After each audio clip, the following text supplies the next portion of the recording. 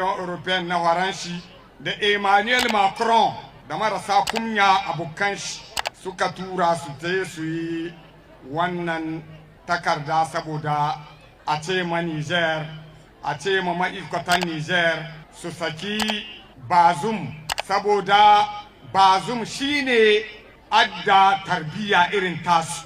To wannan abin ai da suka yi mu ya waye mun idanu. Lalle rashin sani ya sa an zaɓi Bazum, don sai in ce rashin sani. Dan dubaye da dubaye miliyoyi da suka zaɓi Bazum, akwai waɗanda inda sun san tarbiyyar Bazum irin tarbiyyar su komar ce da ba su zaɓe shi ba.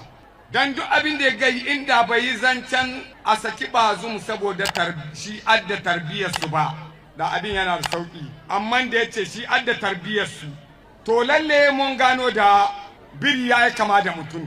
Tunda wasu abubuwa da aka ɗauka lokacin ikon Bazum, lalle mun gano da lalle ya bi tarbiyya ko yana da tarbiyya irin tasu gomar da sauransu. Tarbiyya irin tasu gomar da sauransu ban san in kun gane kowace iri ce bai. Tarbiyya wannan ita ce wadda wani lokaci mun fara ganin ta cikin Yamai, mun fara ganin ta cikin Nijar, amma ba mu yi tsammanin